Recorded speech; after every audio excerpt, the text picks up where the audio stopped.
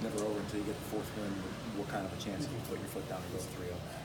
I don't think anyone's thought about the word over yet. I think we held home ice in our building. We got to go into a hostile environment where they've been very good and play an excellent game, an excellent road game in order to get one win closer to our goal. And that's our goal. That's what our focus is on. Is tomorrow night at 8 o'clock being ready to start that game. Some of their frustrations might have shown through there towards the end of the game. Being down 2-0, their urgency is going to be a lot higher. Anticipate maybe a little chippiness going into their building now? Yeah, and I think that's kind of the way the last game started with, they start with a bang. Furley had massive hit on Grizz right in front of our bench.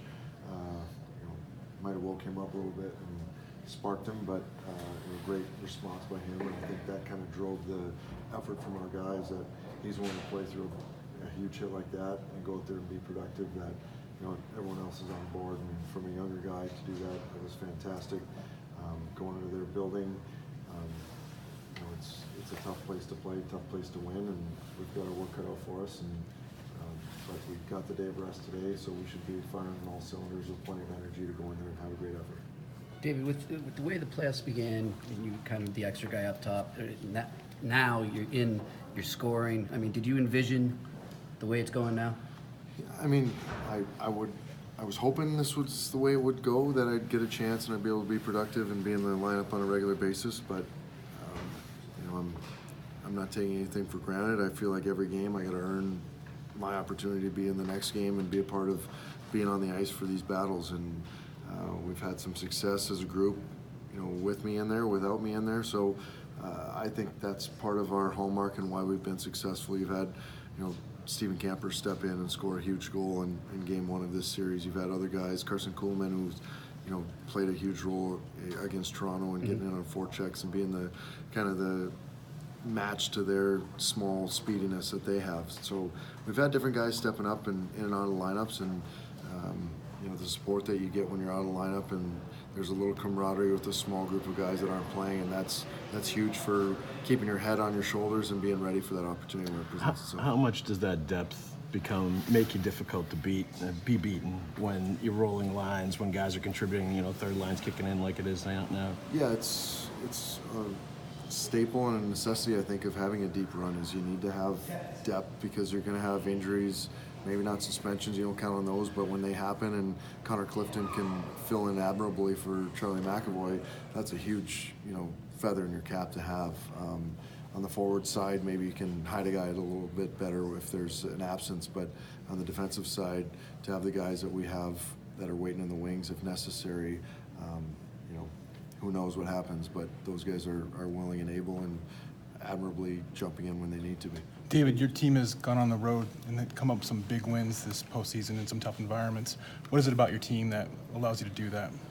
I think we've got a great mindset going into games, especially on the road, that you're in a hostile environment. You know that it's going to be, you're going to get the other team's best, and you better bring your best, or else it can be, losing the game sucks, but you can get embarrassed if you're in somebody else's building and you don't bring your intensity in your A game, and in the playoffs even more so. So we've always taken that sort of, let's find a way. It doesn't have to be pretty, and get a job done on the road. And when you're in the hotel with a bunch of guys and your guys are playing cards, or now it's video games, unfortunately for some of these guys on the road, but you got that camaraderie and you're kind of living together and have that fellowship together, that on the next event you're closer together, and that's a cool feeling to have. Along those lines, Game 6 at Columbus, is that kind of a revelation for as a group to know that you can not only go on the road but close out the way you did?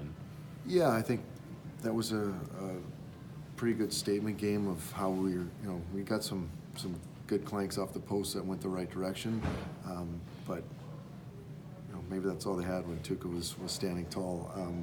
But yeah, that built a little bit more of a belief system that on the road, at home, lay our game out there. And sometimes teams are just going to match your intensity or match your plays, and all of a sudden you got to tip your cap to them and say they earned that one, see if they can do it next night. But giving ourselves that chance, it's a heck of a team and a heck of a system to try to counteract and to beat when we're on our game. Having been a captain in the NHL, are you a little surprised that Marshy was able to get Justin Williams to take the bait there yesterday? I mean, time, score of the game, momentum of the game, I mean, Justin Williams, he's an intelligent guy who's been in a lot of playoff games and had a lot of success in the playoffs. So I've thought the situation through, and I think he's looking for a spark somewhere or another. And when you can get the other team's best guy, you know, maybe thinking back, he might want it back. But I think he's looking for an opportunity at that time in the game to